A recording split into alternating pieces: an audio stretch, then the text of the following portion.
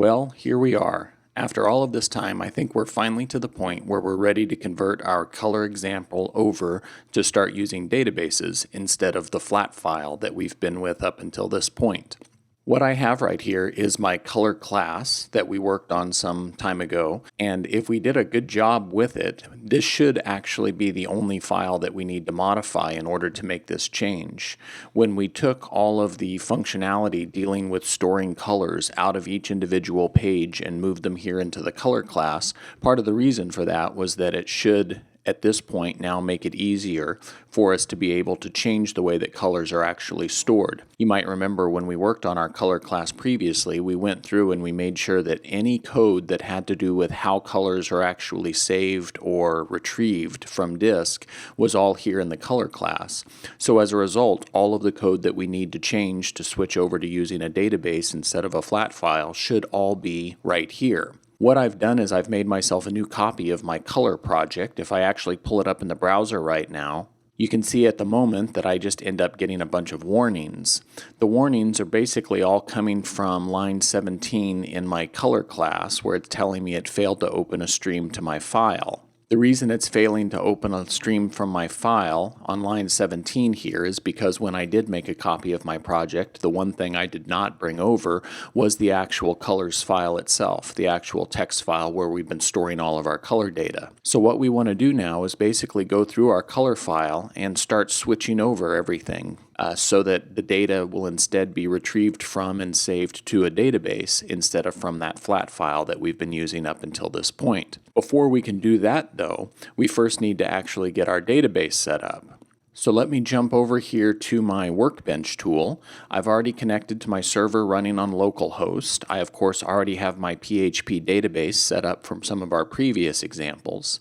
But if I want to be able to save colors here in the PHP database, I'm going to need a table, a color table, in order to hold that data. So let me tell it I want to create a new table. I'm going to call it colors.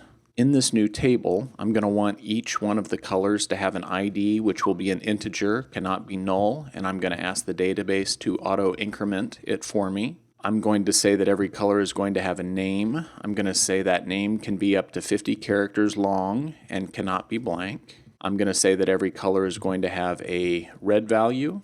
That should be red with a D.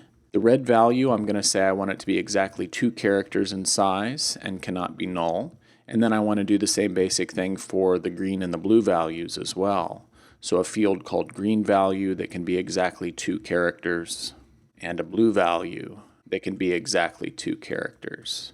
The last thing I'm going to do then is I'm going to tell the database to use the ID as the primary key for my new color table. Once I actually get that in there, let me go ahead and execute that statement, and I at that point should have a colors table that I can store my colors in.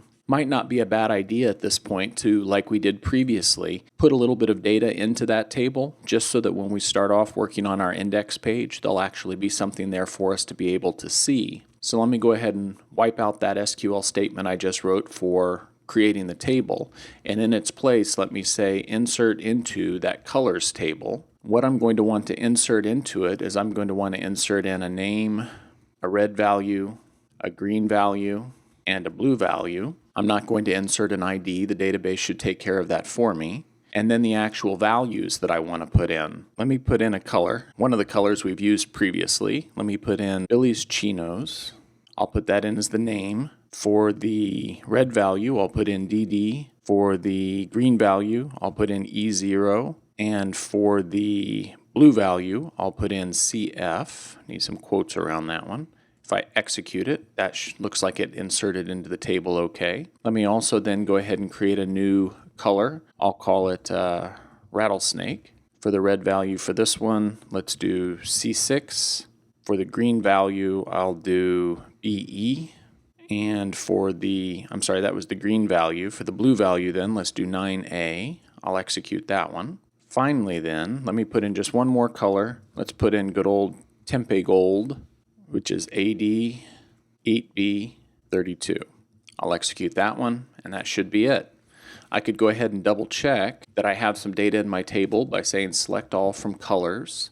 When I run that, it comes back, and sure enough, I see that 3 of my colors are there with their IDs and their respective red, green, and blue values.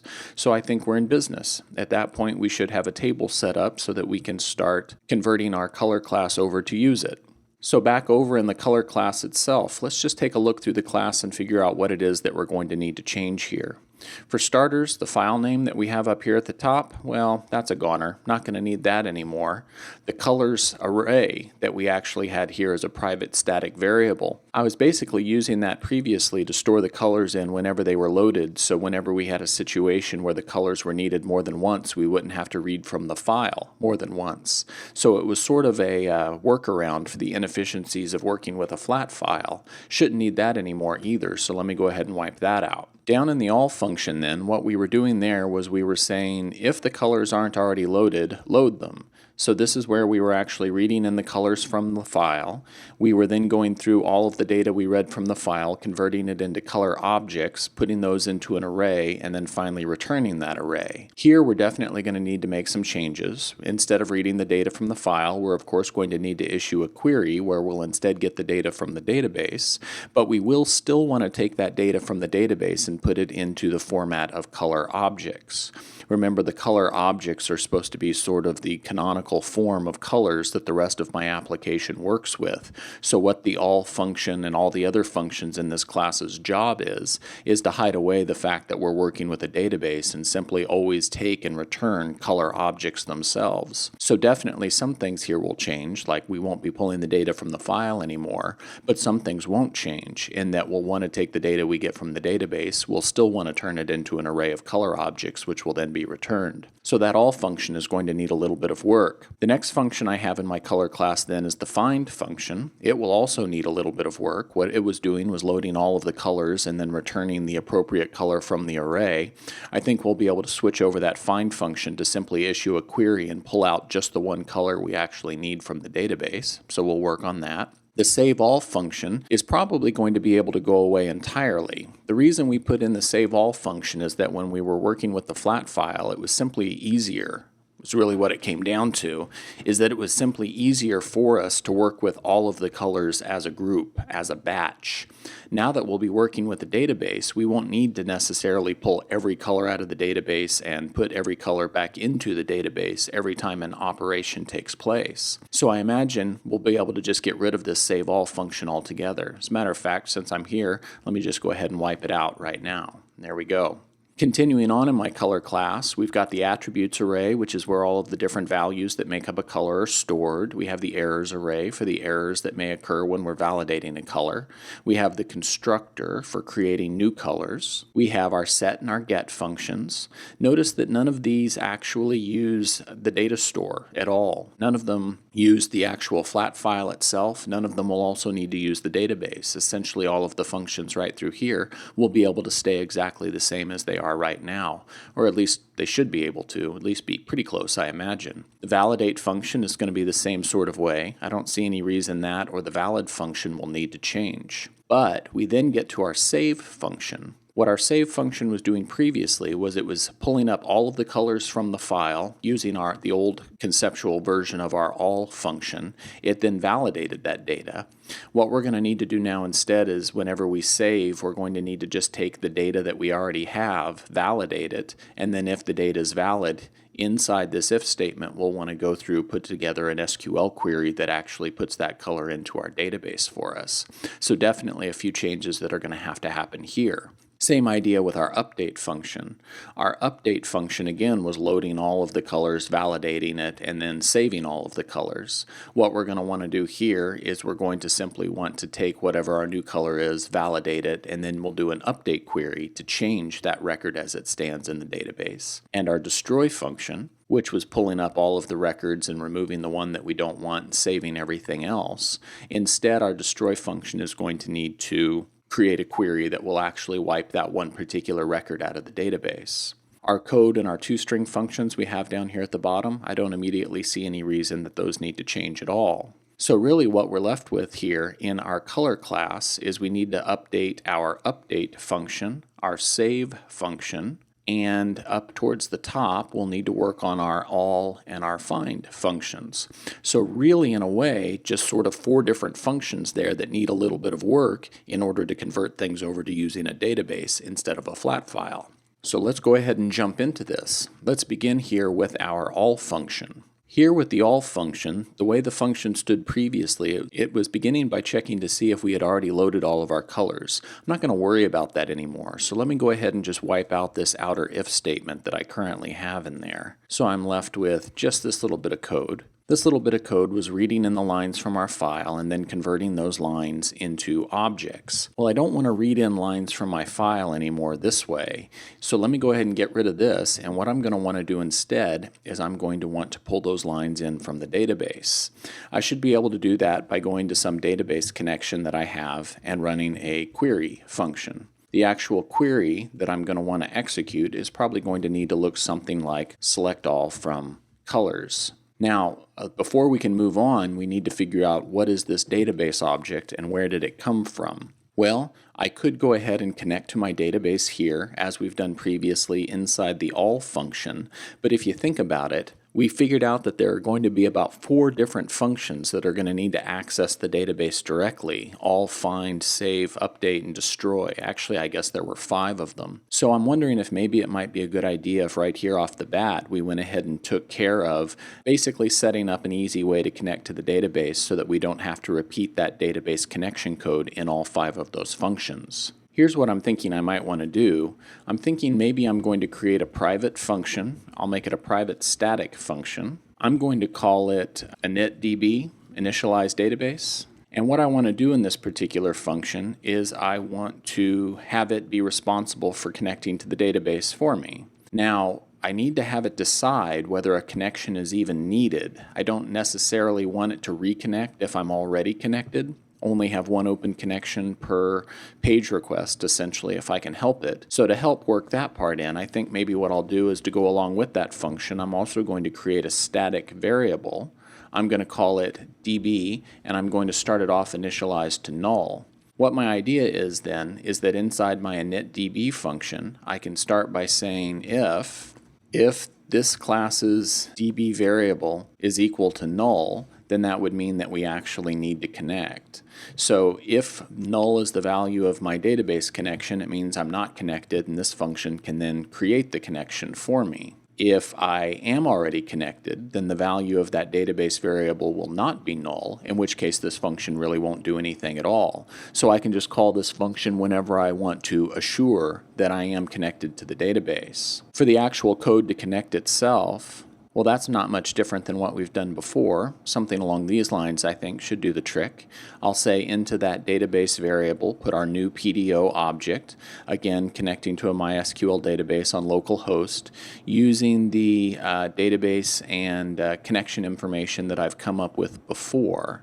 So nothing special there that we haven't already seen a couple of times. Also, as is my custom, I'm going to set that database connection to express any errors that may occur as exceptions. Now technically with those exceptions, I should go probably to each one of the different pages that's going to use my color class and set them up with try catches, but I'm going to ignore that for right now. That's something I might want to do as a future step to make it more friendly if errors do occur, but at the moment I will actually be happy to just see those exceptions if something goes wrong. So I think that ought to work out just fine. Alright, so with that initDB function in place, that means that here in my all function, before I actually do anything that's going to require the database, what I could do is I could say self initDB. So I can call that function at the beginning of any other function that's going to need to use the database to make sure that I actually do have a connection set up. When I'm ready to actually run my query then, what I can do is from that database connection I can go ahead and execute the query method where I will then give it my little SQL statement that I want it to execute. So that'll do it. Now when I actually run that SQL query, it should then give me back a set of results, and what I would want to do then is I would want to take those results and then bring those down and convert those into my actual color objects. So how about I take my for each line that I have here and I could turn it into a regular for loop where I could use the row count function, the row count method of the results, in order to determine how many different results there are, so I would know how many times to have my for loop run. Another option though, another way that we could potentially do this that I don't think I've mentioned to you before, is if I wanted to go through all of the results in my result set, I could also potentially do that with a while loop. The way I could use a while loop there is that I could have a new variable, let's say called record. Oops, that should be $R. I'll create a new variable called record, and where I'll get the value for record is by going to my results and calling the fetch function, the fetch method from it. One of the behaviors of this fetch method is that if there is nothing to fetch, if we've already fetched all of the records from our result set, fetch will return false, which means as long as there are more records for me to work with, that record will be fetched, it'll be put into the record variable, and the entire thing will be considered true, so the while loop will keep running. On the other hand, if we run out of records to fetch from our result set, fetch will return false. False will become the value of record and the value of the overall expression, which means that the while loop will stop. So I think that ought to be a pretty quick, clean way for me to be able to zip through all of my different color records that are returned from the table so that I can then convert them into color objects and return them as an end result. So let's do this then.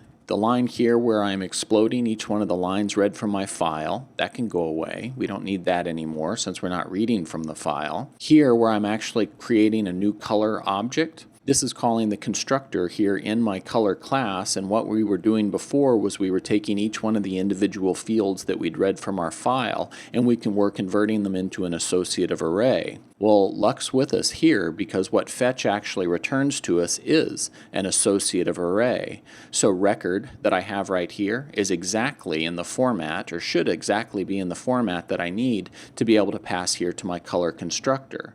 So let me go ahead and wipe out that big long mess that I had in there before, and instead I can just pass it $record to create a new object for me. That ought to be all there is to it. Now what do I do with that new color object once I've actually retrieved it? Well, what I would like to do with it is I'd like to go ahead and still store it in an array. The array I was storing it in before was a static colors array that belonged to the class, but I got rid of that. So let me just create a regular array. I'll just create an array called colors here inside this function, local here to this function itself, and it's into that colors array that I'll want to put my new color. So I'll say for my new colors ID, in that position of my colors array, store that new color object. And then when this is all done, we could just return that local colors array. And that should be pretty close to being exactly what I need. I guess our all function is primarily used from our index page, so let's jump over and see how our index page works at that point. Back on my index page, which still has the warnings on it because I don't have my flat file, if I refresh it, wow, look at that, it's working. The three colors that I inserted directly into my database are now being extracted from the database, or being read from the database based on my SQL query, and my index page looks like it's doing a pretty good job of showing them to me. So step one looks like it's going pretty well so far. Let me go ahead and click on one of those colors to go to the show page now. The show page actually looks like it's working pretty well as well. Well, why is that? We haven't really done much of anything for that page to make it work correctly. Why is it working? You might remember that the way the show page works is it calls the find function. It passes the find function an ID, and then that returns the color that has that particular ID. Well, the find function itself is calling the all function that we just converted over to using the database. That stores all of the colors in an array by their ID number, which is what the find function is then expecting. So without even touching the find function, it just automatically works because it is so thoroughly based on the all function. I do, however, want to go ahead and change that find function a little bit because even though it works, it's really not very efficient the way it's written right now. If our database had 100 million colors in it, then what we would be doing is reading 100 million colors from our database so that we could then pick out just the one we want to show. It would be much more efficient with the database if we just went ahead and grabbed the one color that was important to us. So let's rework this find function a little bit. I'm going to start this find function off by again calling my initdb function to make sure that I have a working database connection. or at least that it's been initialized, that we've tried to set it up. Then what I'm going to want to do is, using my database connection, I'm going to want to execute a query. So let me get rid of my call to the all function here, and instead, using my static database connection, I'm going to prepare a statement. I'm using the prepare function this time because there's a value that I'm going to want to substitute into the actual SQL that's being written. So I'm going to say select all from colors, my table, but here I'm going to say select the color specifically where the ID is equal to, and then what I'm going to do there is I'm going to put in a named placeholder, :ID. So I'm going to give it a value for the ID, and it's only that particular color that I actually want to have retrieved. When I run that prepare statement, that is going to return to me a prepared statement, so maybe I'll do stmnt statement. And then for that statement, I'm going to want to execute it. So I'll say for that statement, execute. And when I call execute, I'm going to provide it with an array that contains the ID that I want it to return to me. So I'll say from the ID variable that was passed to this function, put that into an array with the key ID, and that then gets fed to the execute function. So when my statement actually gets executed here, the value that was passed to the find function for the ID should be safely substituted in here so that we only retrieve that one color. Once I have that execute statement in place, what I had been doing previously was we had a concern about what would happen if an ID was passed that didn't exist. What if they gave us no ID, if ID was essentially blank, or if the ID was simply invalid, there was no color with that ID. What we were doing before when we had the array of all of our colors was we were using isSet to check and make sure there was actually a corresponding element at that ID's position in our colors array. What we could do now instead is we could check to see how much we actually got back from running that execute statement. So from my statement, what I'm going to do is I'm going to call the row count function, and if that ID returned a color as it should have, we should end up with exactly one row left in that result set. So if exactly one row was returned, then perfect. That's what I want. What I want to do then is I want to return that as a color object. I could do that by saying return a new color, and then for the actual color itself, I could take the value that was returned by my statement and I could fetch it, which will return it as an associative array. So fetching from my statement returns an associative array of all the values from the database for that color. That associative array goes to the constructor for my color class, where it's turned into an actual color object. That new color object is then what this function will actually return. If we don't have one record, we had an invalid ID in one way or another, then what we'll do instead is we'll have this function just return false. So at that point, whoever called this find function will know that we weren't able to actually find a color, and that page will be able to react accordingly. So with that in place, let's jump back over to our find page. Let's refresh, and it looks like it's still working the same way it did before. If I click on a different color, that seems to work just fine. The show page is now using that find function, which is more efficiently pulling just one color directly out of the database. So it looks like everything's working great.